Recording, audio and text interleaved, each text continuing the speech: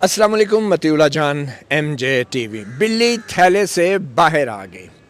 आज 13 रुकनी supreme court की full court ने चीफ जस्टिस काजी फायज़ ईसा की सरबराही में सुन्नी इत्तेहाद कौंसिल की अपीलों की समाअत की, और ये अपीलें इलेक्शन कमीशन के उस फैसले के और पेशावर हाई कोर्ट के उस फैसले के ख़िलाफ़ थी जिसमें सुन्नी इत्तेहाद कौंसिल को असम्बलीज़ में मखसूस नशिस्तें देने से इनकार किया गया था।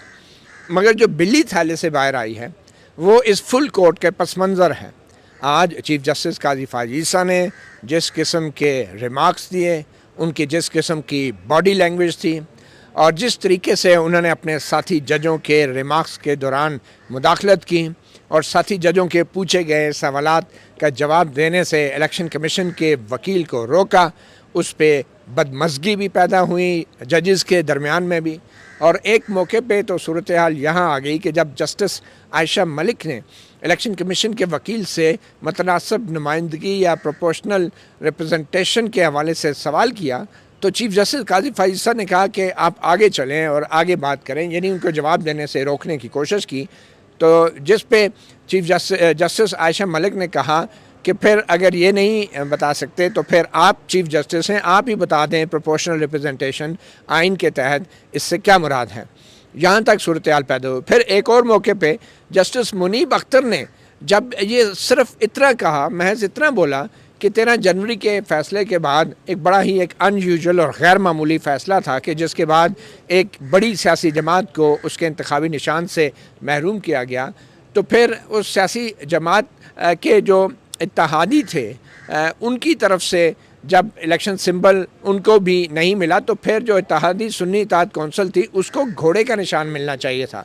तो इस ऑब्जर्वेशन के बाद अचानक चीफ जस्टिस काजी फायज़ ईसा ने बड़े गुस्से में बड़े बरहम हुए कि बार बार 13 जनवरी के फ़ैसले का हवाला दिया जाता है। ये 13 जनवरी का बल्ले के निशान से मुतल्लक फ़ैसला नहीं, ये सियासी जमातों के अंदर इंट्रा पार्टी इलेक्शन कराने का फ़ैसला है। और उसके बाद एक तवील दलील दी जस्टिस काजी फायज़ ईसा ने, एडवोकेट काजी फायज़ ईसा बन के उस फैसले के हक़ में जो उन्होंने 13 जनवरी को बल्ले का निशान PTI को ना देने का फ़ैसला किया था। और इतने लंबे रिमार्क्स के दौरान जस्टिस मंसूर अली शाह जो उनके साथ बैठे थे एक मौके पे वो भी सर पकड़ के बैठ गए। जस्टिस याहिया अफरीदी ने भी कोशिश की इलेक्शन कमीशन के वकील से कि वो मुदाखलत करें और काजी फायज़ ईसा को रोकें अपने 13 जनवरी के फ़ैसले के हक़ में दलाइल देने से, क्योंकि ये मामला अभी पेंडिंग है और बल्ले के निशान के फ़ैसले के ख़िलाफ़ एक नज़रसानी की दरख्वास्त भी सुप्रीम कोर्ट में ज़ेर इल्तवा है। मगर चीफ जस्टिस काजी फायज़ ईसा को कोई रोक नहीं पा रहा था और वो तसलसल के साथ बोली जा रहे थे अपने 13 जनवरी के फ़ैसले के हक़ में और कहा कि हमने कहा था कि पार्टी के अंदर इलेक्शन ना कराएं।